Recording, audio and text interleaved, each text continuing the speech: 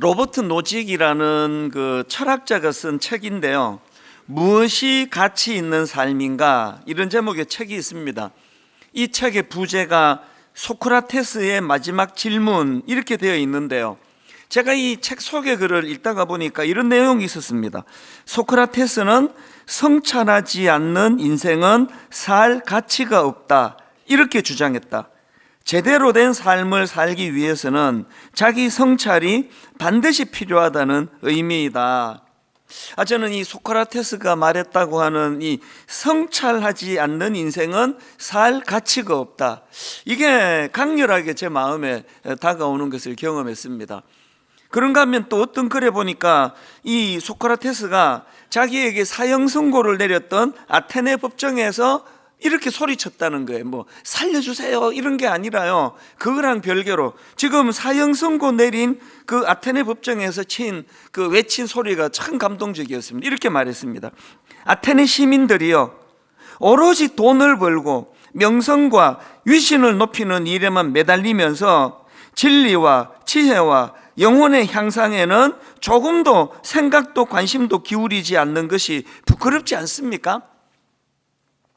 사실 이 외침은요, 그 아테네 시민들뿐만 아니라 오늘 이 땅을 살아가는 현대인들 모두에게 외쳐야 되는 거라 생각을 합니다. 오로지 돈을 벌고 명성과 위신을 높이는 일에만 매달리면서 진리와 지혜와 영혼의 향상에는 생각도 없고 관심도 기울이지 않는 거, 이거 부끄럽지 않습니까? 이런 외침이 필요한 시대라고 저는 생각을 합니다. 제가 이런 질문을 해봤습니다. 소크라테스는 왜 이런 말을 했을까? 왜 성찰하지 않는 인생은 살 가치가 없다, 이런 굉장히 강렬한 표현을 쓴 이런 말을 했을까? 그러다 보니까 제가 이 질문에 대한 답을 성경에서 찾았는데요. 왜 성찰해야 하는 인생인가? 왜 인간은 성찰하지 않으면 살 가치도 없다, 이런 말을 그가 외쳤는가 보니까요, 이사야 53장 6절입니다. 우리는 다 양 같아서 그릇 행하여 각기 제 길로 갔거늘. 왜 우리가 날마다 자기를 돌아보고 스스로를 반성하고 그렇게 성찰해야 되느냐 하면은요, 내버려 두면 우리는 다 양 같아 가지고 잘못된 길로 가고 그릇 행하고 그리고 각각 제 갈 길로 가는 존재이기 때문에 그렇다, 그렇게 제가 생각을 해봤습니다. 이걸 증명이라도 하듯이요, 최근에 저희 동기 목사님이 모 시사 프로그램을 한번 봐라, 그렇게 하고 연락이 왔습니다. 그 프로그램을 봤더니요, 물론 저희 교단에서는 이단으로 정죄된 단체 대표와 또 일부 목회자들 이야기인데, 그들의 성적인 타락과 물질적인 타락, 이걸 고발하는 내용인데요. 저도 여러 이런 비슷한 프로그램을 봤지만 이번 프로그램은 그야말로 역대급입니다. 가슴이 벌렁거리는 거예요. 그 목회자들이 얼마나 성적으로 타락했는지, 목사들이 이제 유흥업소에 가서 회의를 해요. 거기서 술을 그냥 여러 비싼 그런 술이겠죠, 제가 내용을 모르지만요, 그런 양주를 시키고, 그리고 심지어는 거기서 이제 또 그 해외 선교를 간다, 그 해외 선교를 간다는 미명 아래 하루 종일 골프를 치고, 그리고는 거기서 이제 여자를 불러서 성관계를 갖고, 그 외에도 더 끔찍한 내용들이 많은데 이제 차마 입에 담기가 어려워요. 이게 사실이 아니기를 바랄 뿐이죠. 그 물질적인 타락도 믿겨지지가 않은데요. 그 단체 총재라는 분이 지금 설교를 하고 있습니다. 설교 시간에 이렇게 이제 시계를 보여주면서 나는 명품 시계 모으는 게 취미다, 그러면서 이제 이 시계를 이렇게 보여줬는데요. 이제 전문가들이 그 시계를 보고, 또 시계가 몇 개 있어요. 그 시계를 이제 쭉 설교 시간에 이렇게 하다 보면 시계가 나오잖아요. 그 시계를 쭉 이제 점검하면서 스위스의 무슨 3대 명품에 들어가는 시계고 이런 이야기를 쭉 하고요. 그분이 갖고 있는 시계를 다 합쳤더니 총액이 한 8억 정도 되는 것 같다. 그렇게 그 전문가가 평가를 하는 겁니다. 이게 제가 보고도 믿겨지지가 않는 겁니다. 더 기가 막힌 것은요, 그렇게 돈을 흥청망청으로 그렇게 쓰면서 그 청년들한테 막 얼마나 헌금을 강조하는지 막 이렇게 얘기해요. 1억을 헌금해라. 그 청년회 때 도전하지 않으면 언제 하겠느냐. 빚내서라도 헌금해라. 이런 요지로 굉장히 헌금을 이제 강조하는 겁니다. 그 설교를 들은 순수한 청년들이 순종하느라고요, 막 대출을 하고, 그래서 1억을 헌금을 하고, 이런 믿겨지지 않는 일들이 벌어지고 있었다는 것입니다. 그 프로가 끝나고도 마음이 진정이 잘 안 되는 겁니다. 우리 교단에서 이단으로 규정된 단체 이야기라서 뭐 어지간하면 관심을 안 기울이려고 제가 마음에 애를 많이 썼지만, 아니 어떻게 목사라는 이름으로 활동하는 그들의 타락의 강도가 이 지경까지, 여기까지 갈 수가 있는 건가? 아니 그 자기들을 따르는 사람들을 생각해서라도 어떻게 이런 일을 행할 수가 있는가? 그래서 그게 제가 받은 1차 충격이고요, 2차 충격이 있어요. 그래서 제가 이제 너무 그게 마음에서 떠나질 않으니까 친구 목사를 만나든 또 동기 목사님들을 만나든 누구를 만나든 자꾸 이야기가 나오더라고요. 그랬더니요, 어떤 분이 이렇게 이야기를 해요. 그 목사님을 잘 안대요. 그리고 자기가 들은 이야기인데, 젊은 시절에 그 총재라는 분이 얼마나 순수하고 열정적이었는지 모른다는 거예요. 그 젊은 시절에 그분은 이 복음 전도에 온 마음이 다 쏠려가지고 그 지역의 복음화를 위하여 정말로 헌신했대요. 그게 2차 충격이에요. 아니 그렇게 젊은 시절에 순수하고 그렇게 복음을 전하기 위하여 애썼다고 하는 그분이 이렇게까지 변질이 될 수 있는 건가? 그러고는 계속 머릿속에 맴돌고 있던 소크라테스의 이 말이 딱 오버랩이 되는 거죠. 성찰하지 않는 인생은 살 가치가 없다. 그리고 아까 읽어드렸던 우리는 다 양 같아서 그릇 행하여 각기 제 길로 갔거늘. 제가 이걸 뭐 지금 누구를 비난하자고 누구를 험담하자고 하는 이야기가 아니에요. 저는 두려웠어요. 이게 인간이라고 한다면 언제든지 저도 그렇게 변질될 수 있는 거고, 오늘 이렇게 순수하게 예배드리시는 여러분들도 언제 우리는 다 양 같아서 각기 제 길로 갔거늘, 그릇 행하여 각기 제 길로 갔거늘, 이렇게 변질될 수밖에 없는 게 인생이라는 걸 항상 인식해야 돼. 그래서 성찰이 비성찰. 그 지경까지 가기 전까지 얼마나 그걸 방치해 뒀으면 어떻게 그 지경까지 가게 되느냐는 거거든요.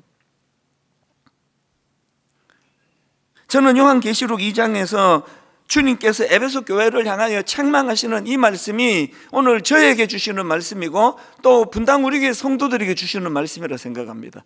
앞부분 한번 보십시오. 요한계시록 2장 2절 3절 주님이 말씀하십니다. 내가 너의 행위와 수고와 너의 인내를 알고 또 악한 자들을 용납하지 아니한 것과 자칭 사도라 하되 아닌 자들을 시험하여 그의 거짓된 것을 내가 드러낸 것과 또 내가 참고 내 이름을 위하여 견디고 게으르지 아니한 것을 아노라. 주님이 이렇게 장황하게 칭찬하는 이유는요, 그 다음 4절 말씀을 강조하시기 위해서예요.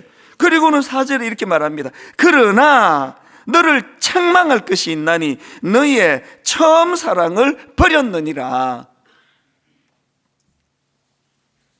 우리 교회는 초신자들이 많잖아요.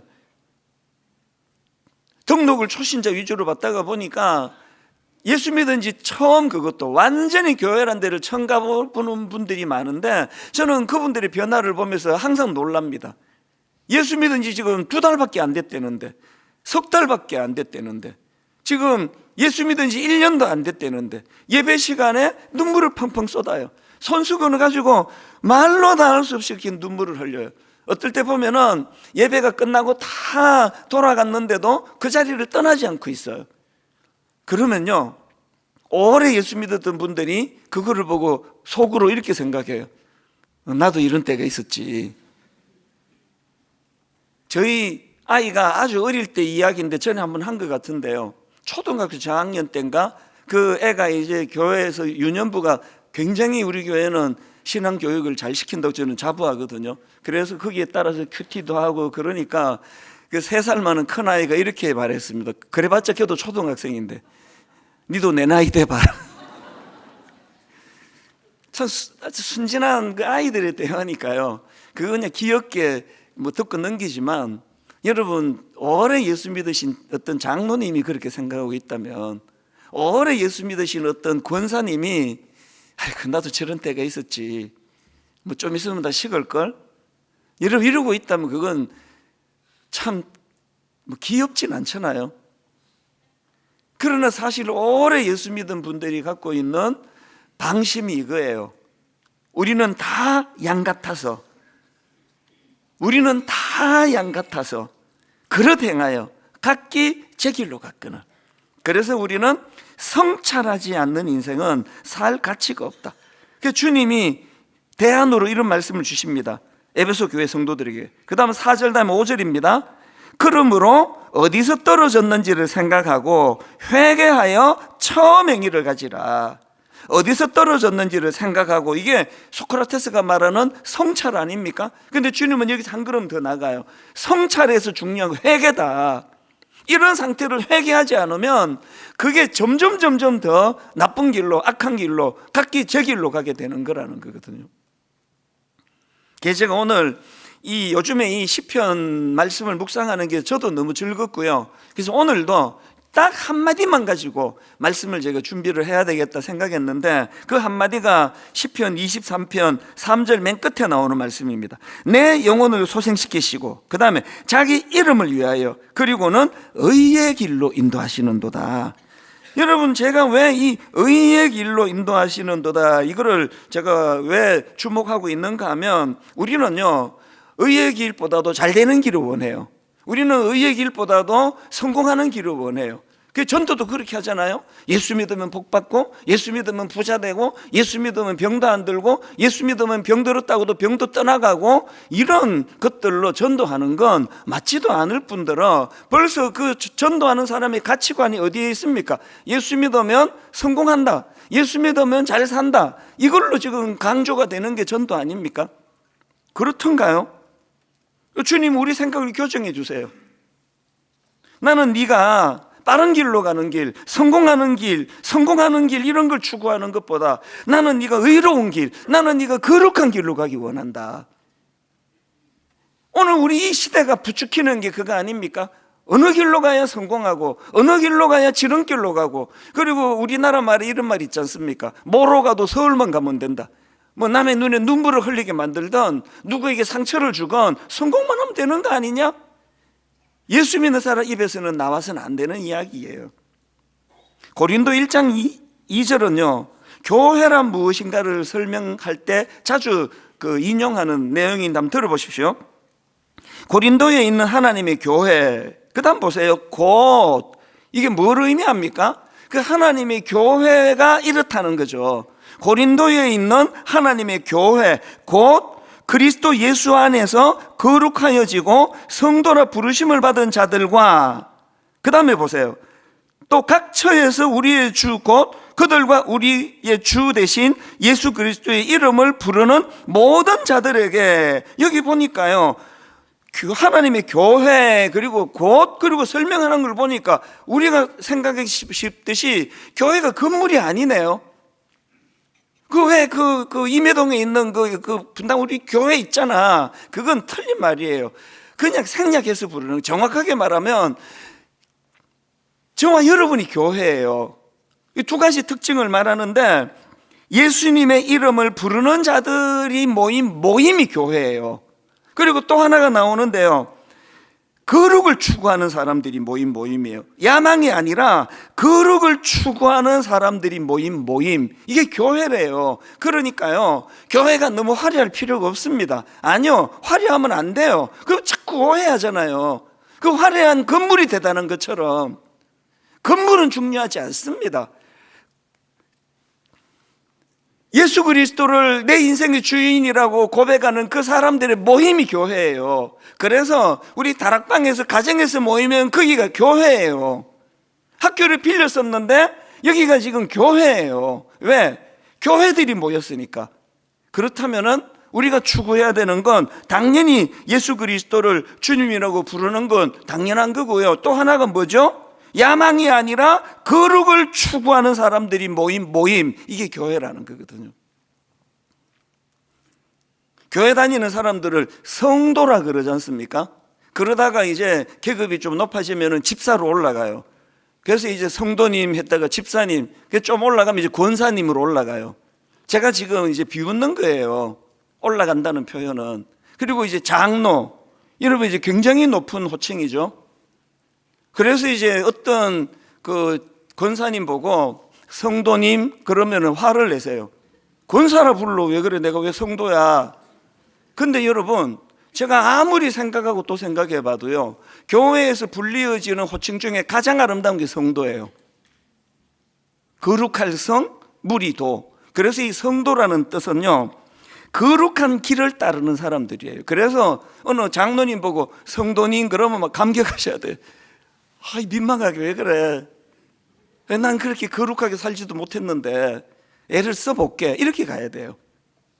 계시는 우리 교회 한 성도 절반은 저보고 목사님 오늘 설교 잘 들었습니다. 그러고 한 절반은 성도님, 이찬수 성도님 오늘 설교 준비 많이 했네요.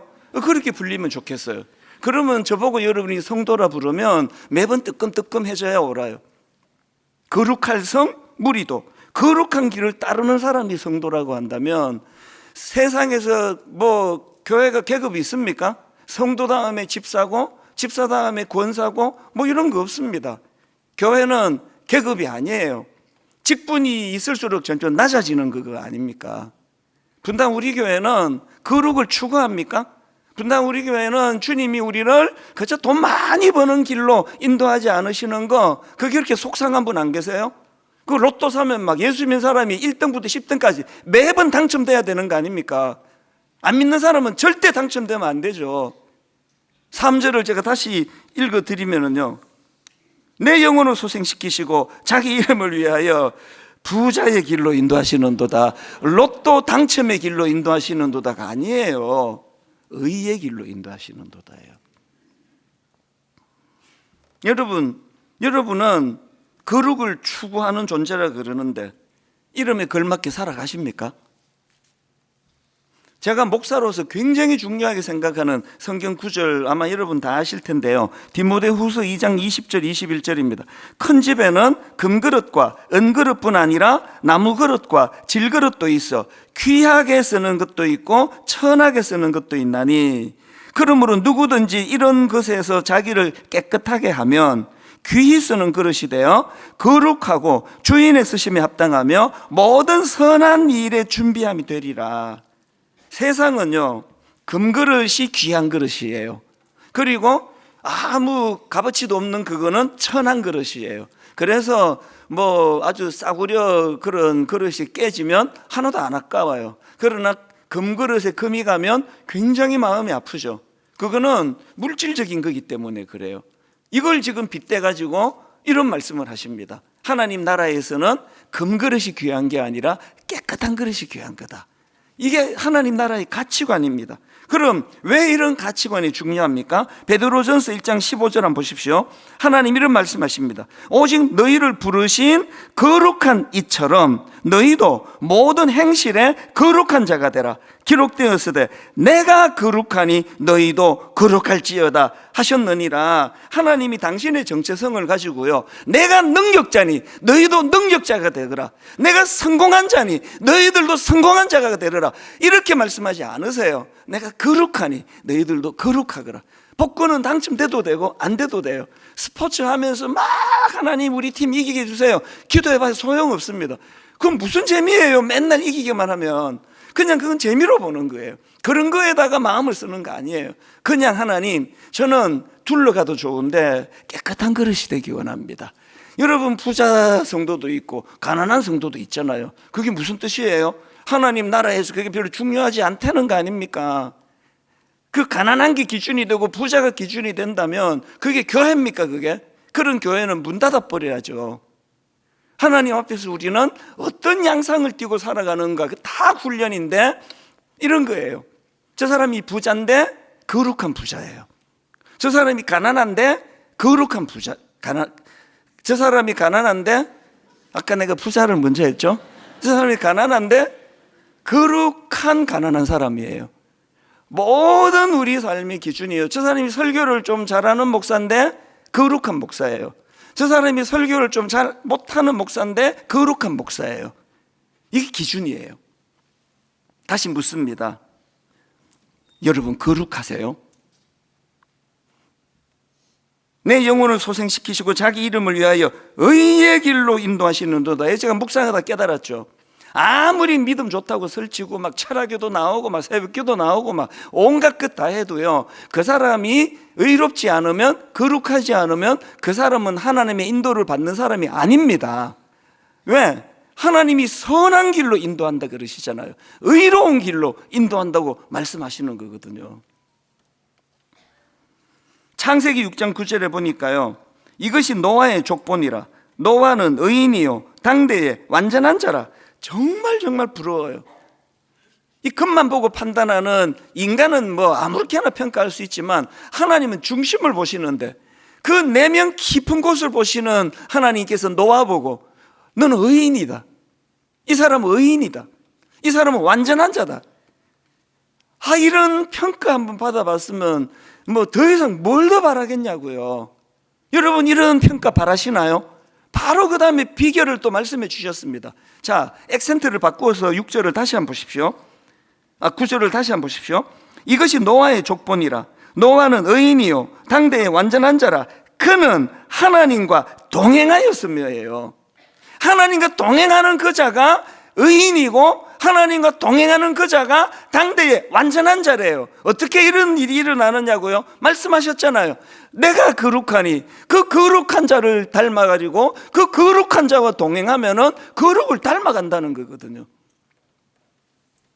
이런 차원에서 저는 오늘 날마다 예수 믿는 우리 스스로를 성찰하고 돌아보고 이러기 위하여 두 가지 제가 점검을 말씀드리려고 하는데, 사실 뭐 점검하는 게 뭐 10가지, 20가지, 30가지도 나오는데요, 압축해서 제가 두 가지만 말씀을 드리겠습니다. 우리가 날마다 점검하고 성찰해야 되는 첫 번째 점검, 내 삶은 선하고 의로운 삶인가, 이걸 점검해야 돼요. 왜? 아까 말씀드렸잖아요. 자기 이름을 위하여 의의 길로 인도하시기 때문에 내가 의롭지 않으면 나는 하나님의 인도함을 받는 사람이 아니에요. 나는 하나님의 인도를 받는가? 이거를 점검하기 위하여, 그럼 내 삶은 선한가? 내 삶은 의로운가? 내 삶은 거룩한가? 미가서 6장 6절부터 7절까지 하고 이 8절이 제게는 굉장히 중요해서요, 여러 번역으로 제가 프린트해서 읽고 또 묵상도 하고 하는데, 자, 오늘 현대인의 성경을 한번 보십시오. 이 물질적이고 과시하기 좋아하고 또 가시적인 가치관을 가진 인간의 관심을 한번 느낄 수 있습니다. 6절 7절에서 한번 보십시오. 내가 무엇을 가지고 여호와 앞에 나아가 높이 계시는 하나님께 경배할까? 내가 불에 태워 바칠 번제물로 1년 된 송아지를 가지고 그 앞에 나아갈까? 그 다음 7절 보면 점점 이제 풍성해집니다. 내가 수천 마리의 수양이나 강물처럼 많은 감난 기름을 가지고 간다면 여호와께서 기뻐하실까? 내 허물과 영혼의 죄를 위해 내 몸의 열매인 마다들을 바칠까? 이런 물질적이고 과시적이고 가시적인 가치관을 가지고 질문하는 그 인간들을 향한 하나님의 대답을 한번 보십시오. 8절에서 하나님 이렇게 말씀하십니다. 사람들아, 여호와께서 선한 것이 무엇인지 너희에게 보이셨다. 내가 너희에게 구하는 것은 옳은 일을 행하며 한결같은 사랑을 보이고 겸손한 마음으로 너희 하나님과 교제하며 사는 것이다. 자기 이름을 위하여 의의 길로 인도하시는 그 하나님께서 선한 게 뭔지를 내가 가르쳐 줄게 하고 세 가지를 가르쳐 주네요. 첫 번째가 옳은 일을 행하는 거래요. 누가 보거나 누가 보지 않거나 옳은 일, 선한 일을 하는 거래요. 그리고 두 번째로 선한 게 뭐냐? 주변 사람들에게 한결같은 사랑을 보이는 겁니다. 그래서 제가 교회 오실 때 너무 비싼 옷은 입고 오지 말라 그러잖아요. 너무 비싼 옷을 입고 오면 그런 형편이 안 되는 분들이 위축이 되기 때문에 그런 분들까지도 고려하는 그게 하나님 입장에서 선한 일이에요. 그리고 자꾸 자기를 자랑하고 떠벌리기 좋아하시는 것들은 전부 그건 선한 게 아니에요. 이것 때문에 위축되는 사람이 있을까? 자기를 감추고 자기의 약점을 드러내고 이런 것들이 선한 일이래요. 그리고 마지막으로 이 두 가지가 가능하도록 세 번째가 뭐냐? 겸손한 마음으로 너희 하나님과 동행해라, 교제해라, 이거거든요. 저는 이 말씀을 묵상하다가 요셉이 딱 떠올랐습니다. 구약에도 요셉이 나오고 신약에도 요셉이 나오고 둘 다 떠올랐어요. 자, 먼저 신약의 요셉을 한번 보십시오. 마태복음 1장 19절입니다. 그의 남편 요셉은 의로운 사람이라 그를 드러내지 아니하고 가만히 끊고자 하여. 여러분, 이 구절을 이해하시려면요, 그 당시 유대인들의 결혼 제도를 아셔야 돼요. 그 당시 유대인들의 결혼은 정혼과 결혼이라는 두 단계로 진행이 됐습니다. 우리도 옛날에는 약혼이라는 걸 참 중요하게 생각했던 적이 있는데 요즘은 잘 모르겠네요. 그런데 이 정혼은요, 이 약혼과 좀 비슷한 거지만 이게 훨씬 강력합니다. 왜냐하면 이게 정혼을 하면 그때부터 법적인 효력이 나타나요. 우리로 치면 이제 뭐 동사무소에 가서 혼인신고하는 거랑 뭐 비슷하다고 할까요? 그렇게 한 1년 정도를 정혼한 상태로 지내는데요, 놀랍게도 같이 살지 않아요. 그리고 성적인 관계도 갖지 않습니다. 그 1년을 이제 기다렸다가 한 1년 가까이를 뭐 기다리는 거겠죠. 그랬다가 이제 결혼을 하게 되는데요, 지금 본문에서 그의 남편 요셉은 의로운 사람이 남편이라고 썼지만요, 이건 결혼한 상태가 아니라 정혼한 상태예요. 이미 법적으로는 이 부부의 효력이 나타나는 그런 상황이지만 정식 결혼은 아직 안 한 상태인데 지금 이 남자가 억장이 무너지는 일을 만난 거거든요. 그렇게 순결하다고 믿었던 마리아가 임신을 했어요. 나는 지금 순결을 지키느라고 결혼하기 전까지 이 여자를 어떻게 하질 않는데 그럼 누구랑 임신한 거야? 한번 상상을 한번 해보세요. 뭐 억장이 무너지는 거 아닙니까? 마리아야 뭐 그 성령의 인도하심을 따라서 그것들이 다 충만하다고 치지만 요셉이 그거 어떻게 아느냐고요. 그리고 막 그거를 설명할수록 마음이 더 힘들 것 같아. 깨끗하게 그냥 내가 죄 지었다 그러면 되지, 이걸 이런 식으로 지금 변명하고 있냐고 그랬을 거 아니냐고. 그런데 제가 요즘에 이 남자를 굉장히 흠모를 해요. 한번 보세요. 그 억장이 무너지는 상황인데 그의 남편 요셉은 의로운 사람이라 그를 드러내지 않고 가만히 끊고자 하여. 이 얼마나 선한 마음이에요. 여러분, 그 상황인데 이 얼마나 선합니까? 왜 하나님이 메시아 대신 주님이 오시는 그 과정에서 요셉을 들어 사용했을까? 선하기 때문이에요. 이게 거룩이에요. 구약에 나오는 동명이인 요셉도 마찬가지입니다.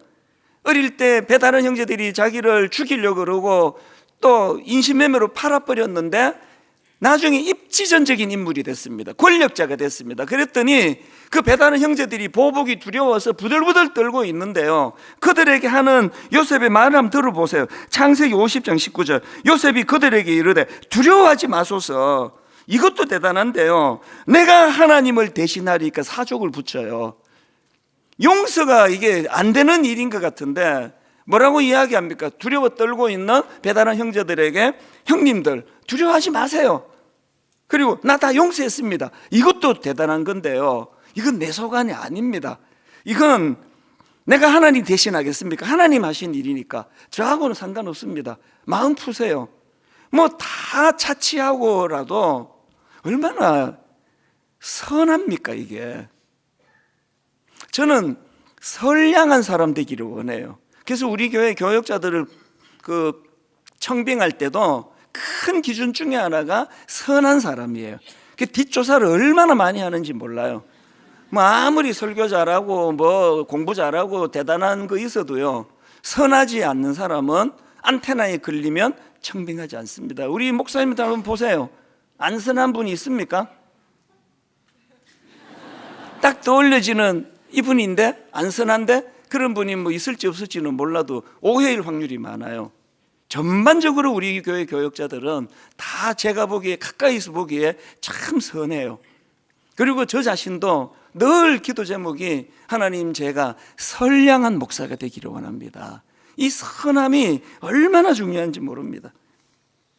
그래서 우리가 의의 길로 인도함을 받는다면 내면과 외적인 표현이 다 나타나야 돼요. 이 외면은요, 내가 거룩하니 너희도 거룩할지어다. 내 내면이 아름다워야 돼요. 그래서 저는 저희 교회 시무장로님이 새로 피택이 되면 항상 기도해요.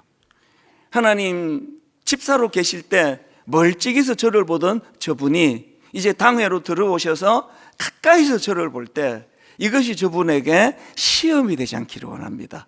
멀리서 보나 가까이서 보나 하나님, 참 어렵긴 하지만 한결같기를 원합니다. 제 아내가 저를 보는 평이나 멀리서 예배드리는 어떤 성도님이 보는 저나 너무 차이가 나지 않기를 원합니다. 그 기도가 필요해요. 왜? 거룩은 내면에서부터 시작이 되니까요. 그런데 여러분, 또 하나가 더 있습니다. 이것이 대인관계로 나타나야 돼요. 사도행전 11장 24절을 보십시오. 바나바는 착한 사람이요, 여기도 지금 선한 사람이 나오네요. 바나바는 착한 사람이요, 성령과 믿음이 충만한 사람이라. 제가 어느 자료에 보니까요, 여기 나오는 착한 사람 할 때 이 착한을 헬라어로 보면은 이 두 가지 면이 다 이루어지는 거래요. 내면의 선함과 동시에 외적으로 타인을 향한 이타적인 행위, 이게 포함된 덕성, 이게 여기서 말하는 착한 사람이래요.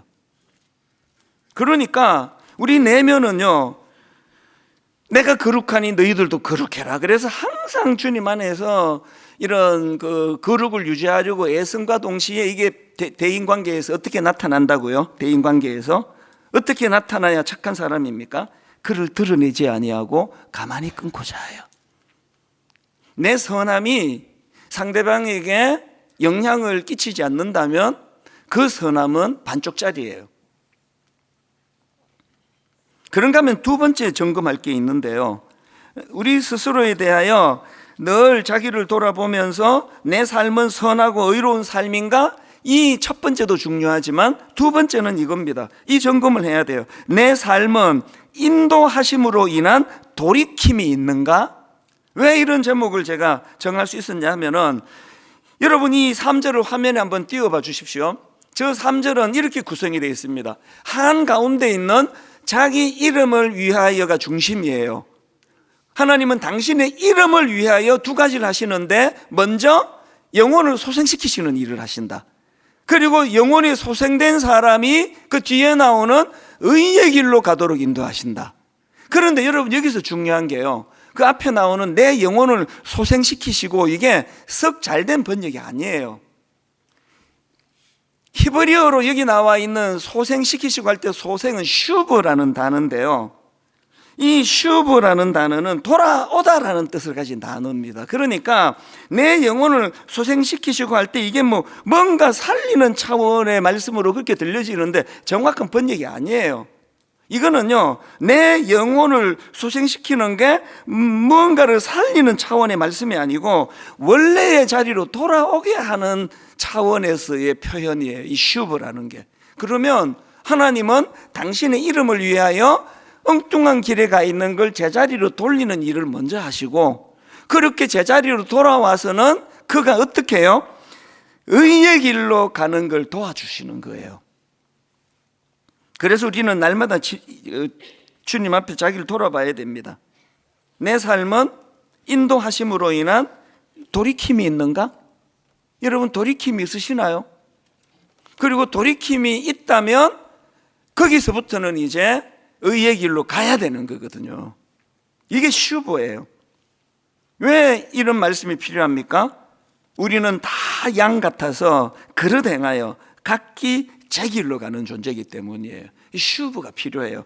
그래서 구약에 보면은 이 슈브라는 단어가 여러 곳에서 나옵니다. 하나만 읽어드릴게요. 요엘 2장 12절입니다. 여호와의 말씀에 너희는 이제라도 금식하고 울며 애통하고 마음을 다하여 내게로 돌아오라. 슈브예요. 미국의 고든 맥도날드 목사님, 제가 이분이 쓴 내면 세계의 질서와 영적 성장을요 청년들에게 선물한 책만 해도 수십 권이에요. 이분에게 그 내용이 좋은 것도 있지만 이분에게 스토리가 있기 때문이에요. 고든 맥도날드 목사님이 성적인 죄를 지었어요. 하여튼 미국 목사나 한국 목사나 또 조심해야 돼요. 왜? 교회에는 여성이 너무 많아요. 항상 조심해야 돼요.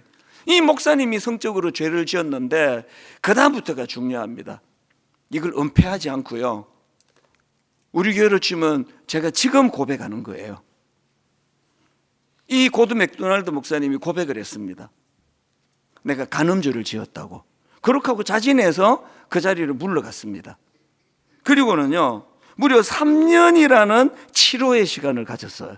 그리고 유력한 미국의 목사님들이 그를 도와주고 회복을 위하여 치료하고, 그리고는 성도님들이 다 용서해 주셔서 그렇게 처절하게 고백하고 치료받기 위하여 3년을 몸부림치니까 성도들이 용서를 하죠.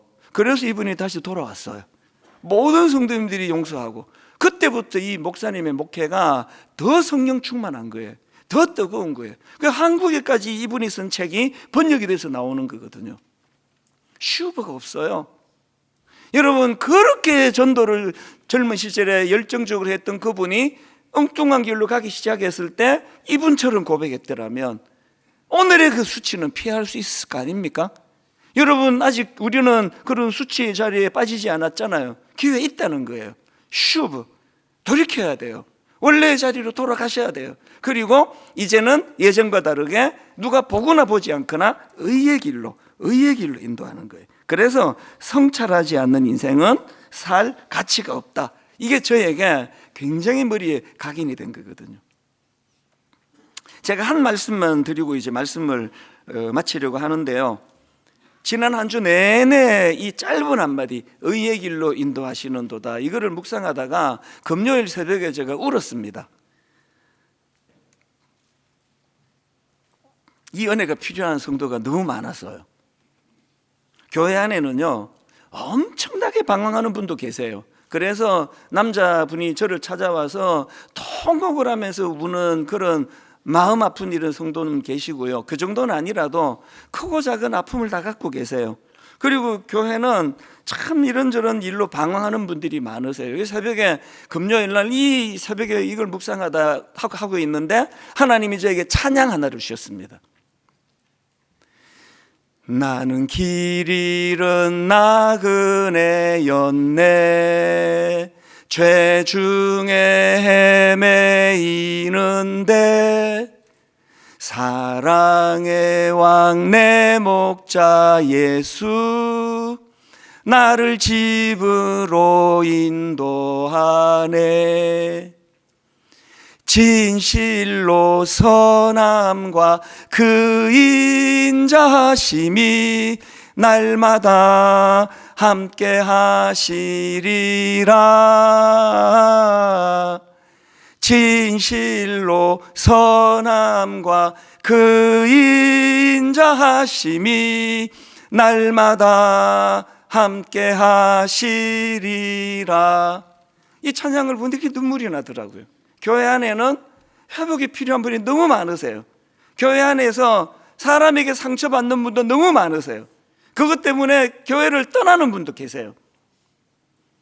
한 1년, 작년 이제 후반기니까요, 너무나 우리 교회를 위해 충성하던 부부 순장님이 계셨는데 먼 일로 오해를 받고 더 이상 이제 순원들이 신뢰를 하지 않습니다. 순원들이 상처를 많이 받았어요.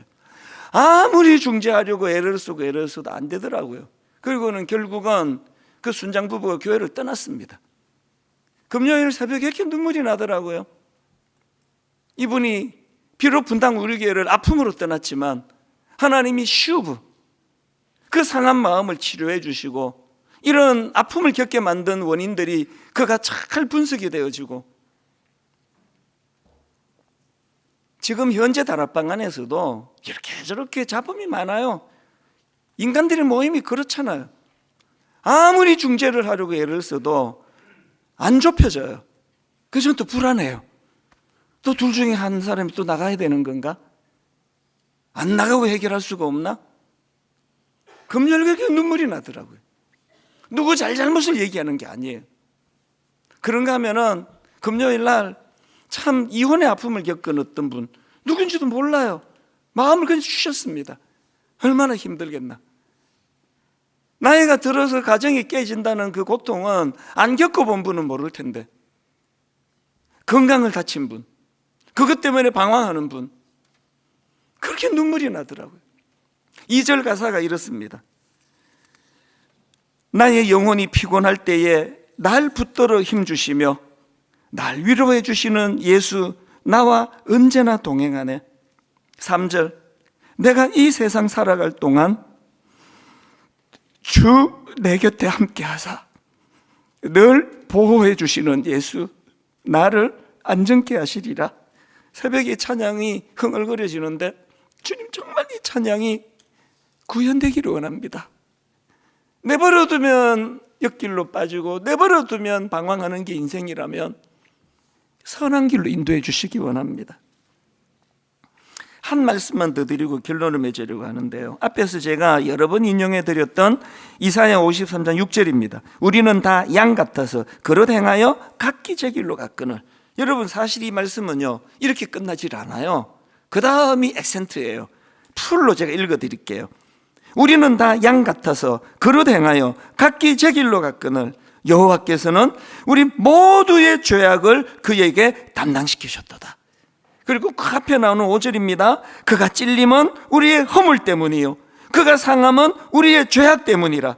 그가 징계를 받음으로 우리는 평화를 누리고 그가 채찍에 맞음으로 우리는 나음을 받았도다. 이 나음을, 십자가 은혜로 이 나음을 입어야 우리가 회복이 되거든요. 이 은혜에 대한 감격이 있어야 우리 내면도 치료가 될 뿐만 아니라 가만히 끊고 자요. 용서가 가능하고. 형님들, 두려워하지 마세요. 하나님이 하신 일입니다. 나는 형들이 이렇게 두려워하니까 마음이 힘들어집니다. 이렇게 말할 수 있는 선함, 이게 여기서부터 나오는 거거든요. 오늘 저는 이 찬양을 부르면서 매번 말씀드리잖아요. 예배는요 이론 하나 그거 받아 적으려고 오는 게 아니고요, 치료를 경험하는 거예요. 사건을 경험하는 겁니다. 내버려두면 방황하는 양과 같은 우리 존재인데 선한 목자가 계세요. 우리 이 찬양 같이 한번 불러보기 원합니다. 나는 길이 잃은 나그네였네. 나는 길이 잃은 나그네였네. 죄 중에 헤매이는데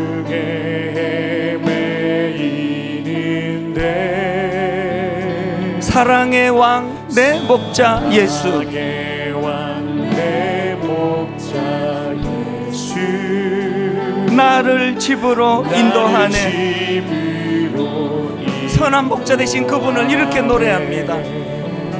진실로 선함과 그 인자하심이,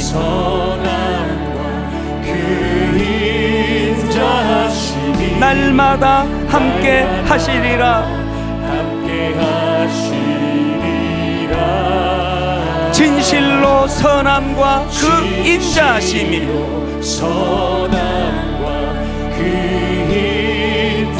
날마다 함께 하시리라. 영원토록 주 안에 내가 거하리라. 영원토록 주 안에 내가 거하리라. 방황하기 쉬운 인생길에 영원토록 주 안에 나 안식하리라. 진실로 선함과 그 인자하심이, 날마다 함께 하시리라. 우리 2절 이렇게 노래하기 원합니다. 나의 영혼이 피곤할 때에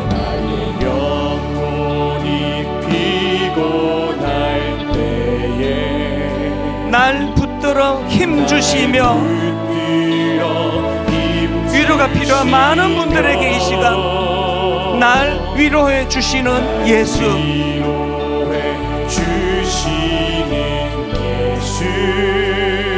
나와 언제나 동행하네. 우리 2절 한 번 더 다시 한번 이렇게 처음부터 부르기 원합니다. 나의 영혼이 피곤할 때에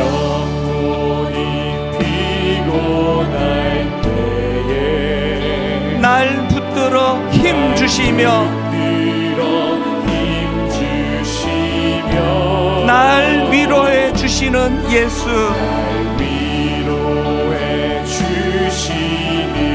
나와 언제나 동행하네. 누가 그렇게 동행해 주십니까? 선한 목자 되신 그분을 이렇게 찬양합니다. 진실로 선함과 그 인자하심이 날마다 함께 하시리라.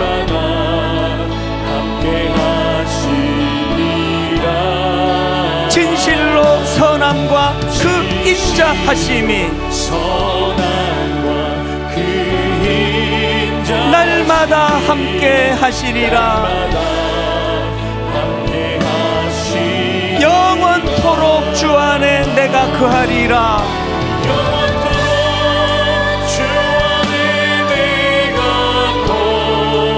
영원토록 주 안에 나 안식하리라. 피곤하고 지친 인생길 가운데 선한 목자 되신 주님, 진실로 선함과 그 인자하심이 날마다 함께 하시리라. 날마다 함께 하시리라. 약한 나로 강하게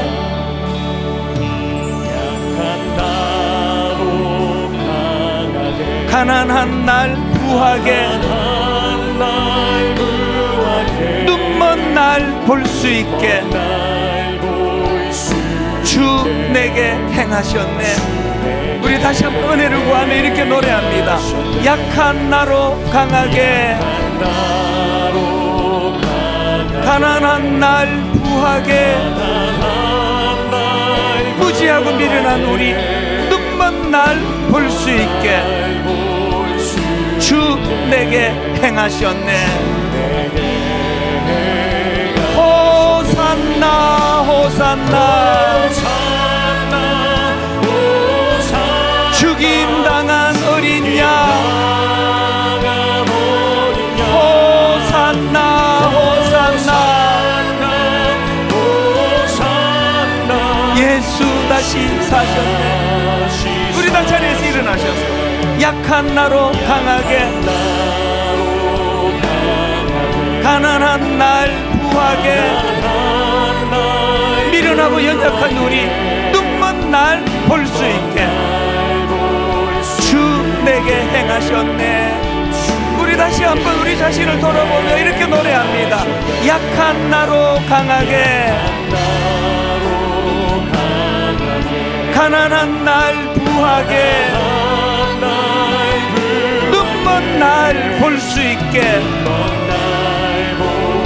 주 내게 행하셨네. 마음을 다하여 십자가 은혜를 의지합니다. 호산나 호산나 호산나 죽임 당하노니 호산나 호산나 호산나 예수 다시 호산나 호산나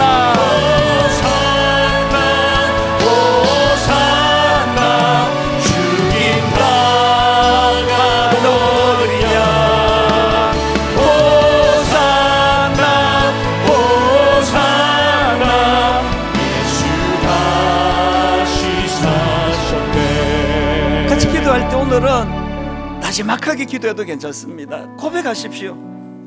나는 길 잃은 나그네 같습니다. 내버려두면 옆길로 빠지고 내버려두면 내가 지금 누리고 있는 이 기쁨을 유지할 수가 없는 인생입니다. 나는 길 잃은 나그네 같은 인생인데 선한 목자 되신 주님 인도하여 주시기 원합니다. 자기를 성찰하고 돌아볼 뿐만 아니라 늘 은혜를 구하며 나가기 원합니다. 그래서 내 안에 내가 거룩하니 너희도 거룩하라. 아버지, 저에게 이 열망을 허락해 주시고, 그런가 하면은 하나님, 내 안에 있는 이 거룩이 상대방을 향하여 드러날 때에 가만히 끊고 자요. 제 책상에 덜 논리적이면서 더 사랑해라. 안 되니까 그것을 붙여놓고 있는 거 아닙니까? 덜 논리적이면서 더 사랑해라. 교회가 이런 은혜가 용납이, 또 가정이 이런 은혜와 용납이 부부 안에, 가정 안에 일어나도록 기도하기 원합니다. 우리 한번 합심해서 은혜를 구하며 하나님 앞에 기도하기 원합니다. 한 목소리로 같이 기도하시겠습니다. 살아계신 하나님 아버지, 오늘 예배 가운데 정직하게 고백하며 나가기 원합니다. 길 잃은 나그네 같은 인생입니다. 우리는 다 양 같아서 그런 행하여 각기 제 길로 가는 인생입니다. 우리는 연애를 유지할 힘이 없습니다. 우리는 내가 받은 이 감정을 간직할 능력이 없습니다. 그래서 은혜를 구합니다. 길 잃은 나그네 같은 우리 인생이지만 우리를 인도하여 주시옵소서. 선한 목자 되신 주님 앞에 아버지, 우리의 영역을 주님 앞에 고백하며 은혜를 구하며 아버지 은혜로 맡기기를 원합니다. 나의 영혼이 피곤할 때에 날 붙들어 힘을 주시는 선한 목자, 그분을 의지하기 원합니다. 내 마음이 상하고 아픔으로 찢겨질 때에 날 위로해 주시는 예수 그리스도, 그분이 내 선한 목자가 되심을 고백하기 원합니다. 하나님, 내가 이 사람이 살아갈 동안에 주님 내 곁에 함께 하심을 확신하기 원합니다.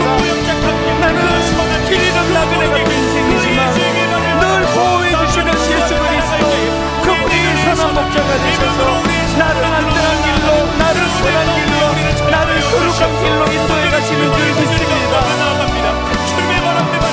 하나님, 그 은혜가 우리 안에 넘치도록 함께하여 주시옵소서. 호산나, 호산나. 하나님, 십자가를 통하여 나를 변화시키시는 그 은혜가 되게 주시옵소서. 하나님 아버지, 인생이, 세상살이가 마치 길 잃은 나그네처럼 힘듭니다. 혼미합니다. 하나님, 이 가정을 시작할 때 서로가 너무나 사랑해서 그 가정을 이루었는데 그 과정에 뭐가 자꾸 삐끗삐끗합니다. 자꾸 그 과정에서 오해가 생기고 불신이 생기고, 그래서 가정 안에 아픔이 생깁니다. 하나님이 귀한 주님의 성도들이 모인 교회인데 자꾸 교회 안에서 오해가 생기고 마음이 상하고 상처를 받고 그렇게 어려움이 생깁니다. 종이 할 수 있는 일이 아니라서 주님께 기도합니다. 선한 목자 되시는 주님, 치유와 회복을 허락하여 주시옵소서. 우리 모두에게 슈브의 말씀으로 인도해 주셔서 다시 제자리로 돌아가거라. 주님의 이름을 위하여 우리를 슈브로 불러주시는 그 은혜를 기억하고, 그리고 제자리로 돌아온 우리들에게 성공의 길이 아니라, 지름길이 아니라, 빠른 길이 아니라 선한 길로 인도하신다는 것, 의의 길로 인도하신다는 것, 거룩의 길로 인도하신다는 사실을 기억하고, 주님 드디 가더라도 의로운 사람이 되도록, 요셉과 같이 선한 사람이 되도록 인도하여 주시옵소서. 이번 한 주간 하나님 원하시는 의의 길로 나아가려고 애쓰는 그런 한 주간 될 때에 하나님이 우리를 인도해 주시는 줄 믿습니다. 그 길로 인도하여 주시옵소서.